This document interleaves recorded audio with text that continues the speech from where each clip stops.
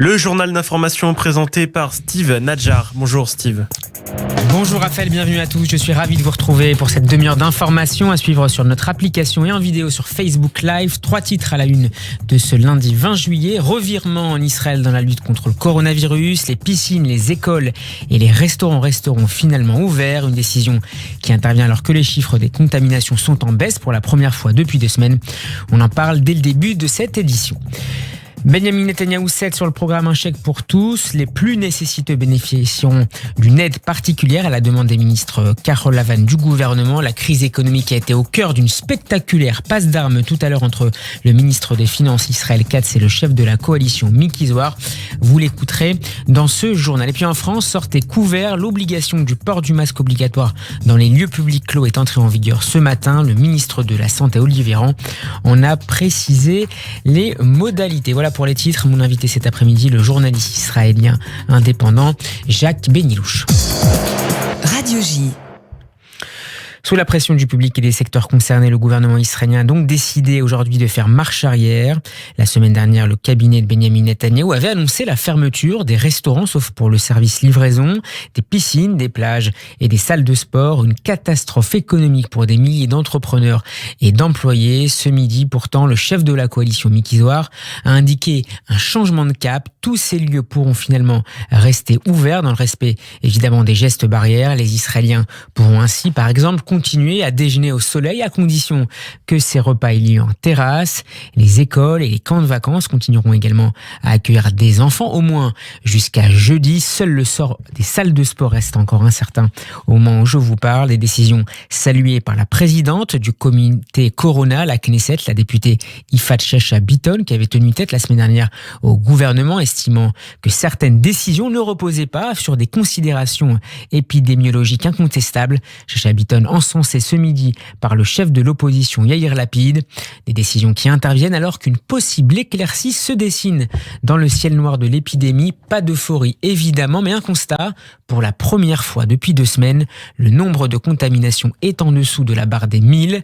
951 nouveaux malades précisément ont été diagnostiqués en 24 heures en Israël, ce qui porte le bilan de nombre de cas actifs à un peu moins de 20 000. 415 personnes sont mortes de la Covid-19 depuis le début de la crise en Israël. Outre ces décisions, la séance du comité Corona a été marquée tout à l'heure par une spectaculaire altercation entre le chef de la coalition Miki Zohar et le ministre des Finances Israël Katz. Je vous le disais tout à l'heure en titre. Les 2 hommes sont membres du même parti, le Likoud, et pourtant, les flèches assassines ont volé dans une des salles de la Knesset. Israël Katz a ainsi accusé Miki Zohar de s'intéresser tout particulièrement au sort des salles de fête parce que, dit-il, son oncle en possède aujourd'hui. La réplique tout de suite de Miki Zohar. Nous avons un ministre de l'économie déconnecté du peuple. J'en suis désolé. C'est la situation. Son maintien comme ministre de l'économie va se transformer en menace pour le Likoud et en menace pour le maintien du Likoud au pouvoir. C'est possible que ce soit la situation. Vas-y, tu as fini, laisse la place. Un échange houleux qui a conduit Benjamin Netanyahou à intervenir. Israël Katz et Miki Zohar ont été convoqués il y a quelques minutes par le Premier ministre. Des tensions sur le volet économique de la crise du coronavirus. On va y revenir dans un instant avec mon invité Jacques Benilouche. Les médias israéliens consacrent aujourd'hui de larges pages une nouvelle fois à la dégradation de l'activité et à la colère sociale qui gronde. Revue de presse signée Daniel Haïk en partenariat avec Studio Kalita. Qu'écrivent les éditorialistes ce matin dans la presse israélienne? Nahum Barnea dans le Yediot Aharonot écrit: Israël traverse l'une des plus graves crises économiques de son histoire, une crise économique doublée d'une crise de confiance de la part de sa population et d'une crise de leadership. Les manifestants scandent: vous êtes corrompus et nous en avons assez de vous. Et cette fois, écrit-il, leur argumentaire est fondé. Mais il semble que le public aujourd'hui n'aspire pas à manifester. Il en a assez de voir les leaders se chamailler. Ce n'est pas ainsi que la confiance reviendra. Pour qu'elle revienne, le public a besoin d'un peu de calme et de sérénité, écrit ce matin Nahum Barnea. Limor Livnat, l'ancienne ministre de l'Éducation de Benjamin Netanyahou, qui commande régulièrement l'actualité dans le Yediot Aharonot, se penche ce matin sur ce qu'elle appelle le danger des anarchistes, qui transforment des manifestations légitimes en violence et en confrontation avec les forces de l'ordre, et elle met en garde l'ensemble des Israéliens. Ces anarchistes qui menacent de prendre d'assaut la résidence de la rue Balfour risquent de nous entraîner vers une catastrophe, écrit-elle. Raanan Shaked ne partage pas la même appréhension. Il explique que les manifestants sont dans leur immense majorité des gens tolérants, qui pour certains ont été même des supporters inconditionnels de Benyamin Netanyahou, mais qui ont découvert au cours des derniers mois à quel point le pouvoir était déconnecté de l'actuelle réalité sur le terrain. Dans le Israël Hayom, la professeure Gil Regev Yochai a écrit que le plus grand danger actuel est que le ministère de la Santé ne soit pas prêt pour l'hiver. Un hiver où le virus du corona et la grippe risquent de s'attaquer ensemble à la population. Et cette professeure donc suggère d'utiliser les nombreux sans-emploi actuels pour les former avec l'aide du gouvernement et faire face à cette double menace qui s'annonce donc pour l'hiver prochain. Yehuda Schlesinger écrit dans un autre domaine que lorsque le gouvernement est gonflé, que chaque ministre a son avis sur chaque dossier, eh bien les débats se prolongent à l'infini et finalement aucune décision n'est prise. C'est selon lui l'explication du cafouillage actuel que l'on ressent très fortement au sein de l'opinion publique de la part du gouvernement israélien. Hier, la ministre Gila Gamliel a fait remarquer que lors de la première vague, il n'y avait pas d'union nationale et pourtant les choses fonctionnaient bien mieux. À propos de la grève des infirmières, le Israël Hayom cite ce matin l'éditorial de la présidente du syndicat des infirmières, Ilana Cohen, qui explique que le gouvernement ne leur a pas laissé d'autre alternative que d'entamer ce mouvement de protestation. Mais Ran Reznik s'élève contre ce mouvement, contre cette grève, et il affirme qu'une grève en cette période de crise n'est pas morale. Un tel geste doit être l'ultime recours après que tous les efforts aient été faits, écrit Ran Reznik. Bonjour Jacques Benilouche. Oui, bonjour. Merci d'avoir accepté notre invitation cet après-midi. Vous êtes journaliste indépendant en Israël, expert de la politique et de la vie socio-économique israélienne. Jacques Benilouche, que vous inspire cette passe d'armes qu'on vient d'écouter entre Miki Zohar et Israël Katz? Le chef de la coalition se fait-il finalement le porte-parole de Benyamin Netanyahou dans ses attaques contre le ministre des Finances? Écoutez, il y a depuis un moment déjà que des attaques ont lieu. Il y a des bruits qui circulent, des bruits importants, sérieux, qui circulent disant qu'il y a des clans qui se forment au Likoud dans le but de renvoyer le Premier ministre et de le faire remplacer. Donc c'est sérieux. Et ce sont des clans différents. Alors la plupart de ces clans s'estiment généralement à l'extrême droite du parti. Ils sont mécontents. Et ils disent la plupart que le gouvernement actuel mène le pays à être gauchiste. Et donc pas forcément du côté de Gideon Sa'ar, qui est le grand opposant à Benyamin Netanyahou au Likoud. Il n'y a pas que lui, bien sûr, il a toujours été opposant, mais à l'heure actuelle, il y a d'autres, il y a déjà des fidèles qui critiquent ouvertement. Bitan, comme par exemple David Bitan, qui a critiqué le Premier ministre en disant qu'il était entièrement nul et que les décisions qu'il prenait étaient complètement débiles. Donc quand on parle ainsi, et oui, et puis vous avez le président de la Banque d'Israël, qui est quand même un fidèle de Netanyahou, qui parle et qui critique toutes les décisions qui sont prises. Donc à l'heure actuelle, on sent que les rats quittent le navire, on sent que les gens veulent se positionner pour le lendemain de Netanyahou, et donc il commence à prendre une certaine liberté. Alors, effectivement, ça fait beaucoup de cafouillage au sein du Likoud, et on n'est pas habitué à ce que le leader Maximo soit contesté. Jacques Benilouche, on a appris tout à l'heure que le programme Un chèque pour tous, annoncé la semaine dernière en grande pompe par Benyamin Netanyahou, avait été modifié. Le cabinet a certes approuvé le montant de 6 milliards de shekels alloués à ce plan, mais 500 millions de shekels iront finalement sur le compte des plus nécessiteux, comme l'exigeaient des membres de Kahol Lavan, mais aussi le gouverneur de la Banque centrale israélienne que vous évoquiez à l'instant. Est-ce une victoire pour Benny Gantz ? Je vais vous dire, à l'heure actuelle, Netanyahou prend des décisions d'urgence, sans consulter les spécialistes. Il est un peu paniqué parce qu'il y a une montée importante des cas d'infection au coronavirus, et il prend des mesures qui ne sont pas concertées. Je crois qu'il est nécessaire aujourd'hui, et on le comprend, il est nécessaire d'avoir une structure spéciale pour combattre le virus, parce qu'il s'étend. Nous en sommes, il n'y a pas longtemps, à 2000. Là, il a baissé cette semaine, hier. Mais nous ne sommes pas sûrs que le virus est neutralisé. Alors donc, je trouve que, et certains peut-être trouveront que c'est un peu tardif, il est temps que nous ayons une structure indépendante, politiquement, qui puisse prendre des mesures spéciales pour essayer d'éviter toutes ces décisions intempestives, d'ailleurs qui sont souvent annulées. Alors, elles sont souvent annulées parce qu'on n'a jamais consulté les professionnels. On décide d'ouvrir des bars, on les ferme, on décide d'ouvrir des écoles, on les ferme, on décide de fermer les plages, on les ouvre. Et donc, il manque un chef d'orchestre qui puisse consulter les experts avant de prendre une décision finale, que ce soit sur le plan financier, que ce soit sur le plan sanitaire, que ce soit sur le plan économique. Jacques Benelouche, sous la responsabilité de Benyamin Netanyahou, malgré tout ? Non. Alors justement, il est temps que cette structure sorte du giron du gouvernement. Si on veut avoir une efficacité, il faut que cette structure sorte du gouvernement, elle soit donnée à quelqu'un de responsable. Alors vous savez qu'aujourd'hui, on a un nom qui circule beaucoup. C'est pas le nom qui est le plus publié dans la presse, à savoir du professeur Gabriel Barbache. Oui. Non. Eh bien, à l'heure actuelle, le nom qui circule le plus et qui me semble être celui qui va être finalement repris, c'est le nom du général Amir Aboulafia. J'ai connu quand il était tout jeune, lieutenant-colonel, je l'avais rencontré, je lui avais fait une interview.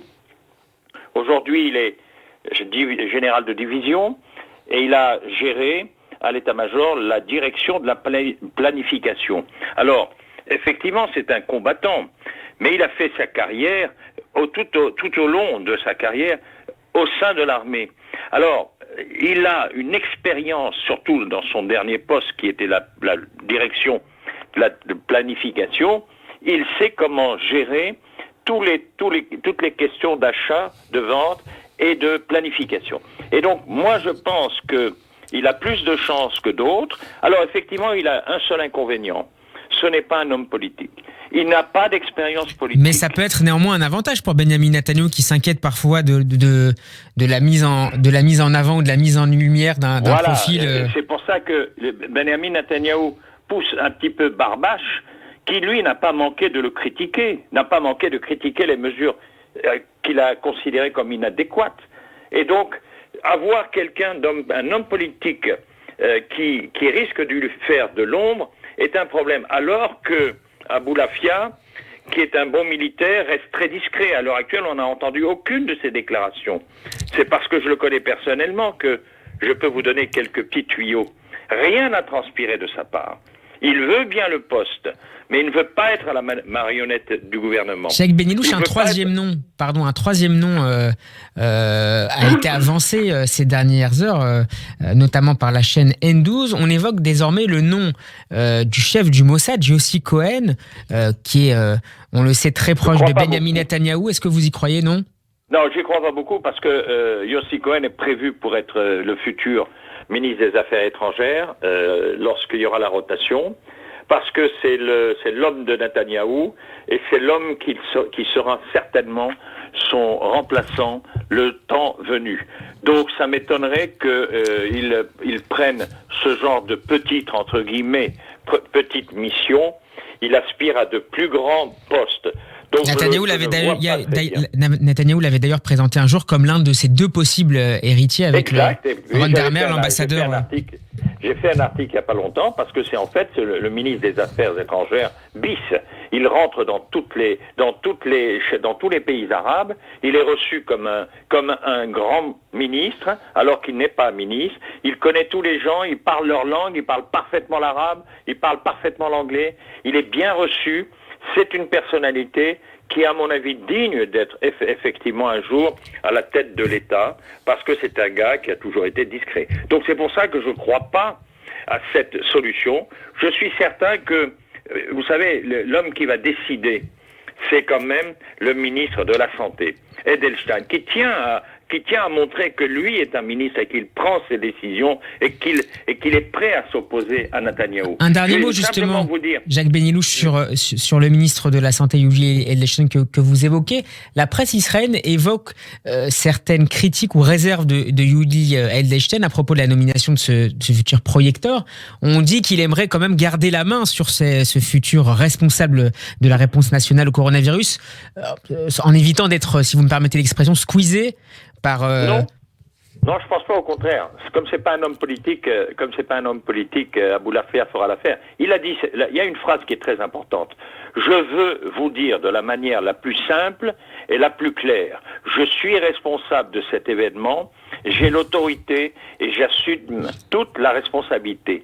Dont acte. Ça veut dire qu'en fait, il veut prendre la décision, il veut décider, il sait qu'un homme politique à ses côtés, c'est quelqu'un qui va lui faire de l'ombre. Il sait qu'un général qui est par principe discret et surtout discipliné ne va pas tellement s'opposer à lui. Il va être un excellent exécutant. Et c'est pour ça que moi je pense que nous allons vers cette solution qui est une solution non politique. Il est temps que nous ayons une structure non politique pour essayer de combattre un mal qui commence à prendre de l'ampleur et qui est pris en main par des hommes politiques, alors que c'est plutôt des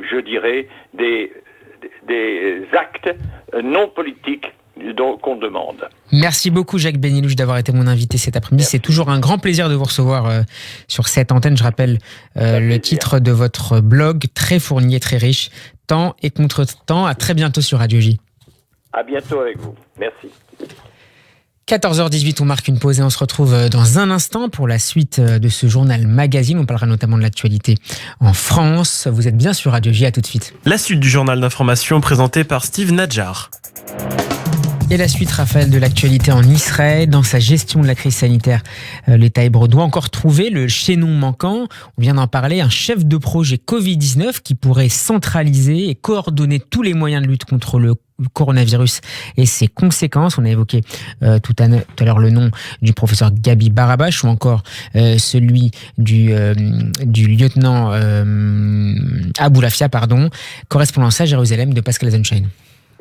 On l'a souvent dit, Israël est bon dans les sprints et faible sur les marathons. Le constat s'est confirmé avec la gestion de la deuxième vague de Covid-19 qui exigeait cette fois la préparation d'une course de fond. En situation d'urgence absolue, Israël s'est simplifié les procédures pour optimiser sa réactivité. Mais quand la situation revient à la normale ou bien comme c'est le cas depuis 1 mois et demi, quand le pays s'installe dans une routine de crise, la machine administrative reprend son rythme habituel.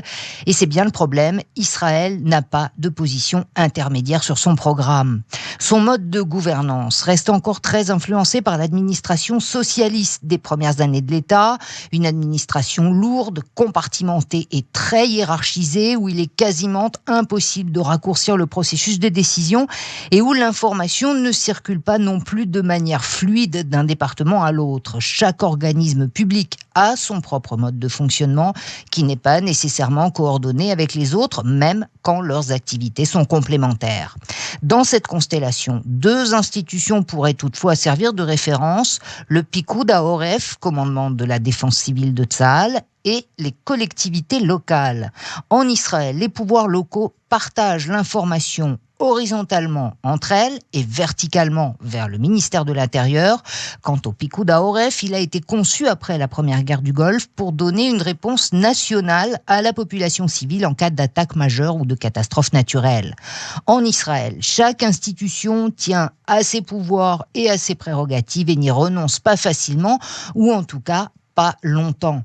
L'absence de concertation et le retour aux anciens réflexes expliquent en partie pourquoi il n'y a pas eu de suivi de la première crise, ni de préparation de la seconde, quand chaque administration s'est refermée sur elle-même.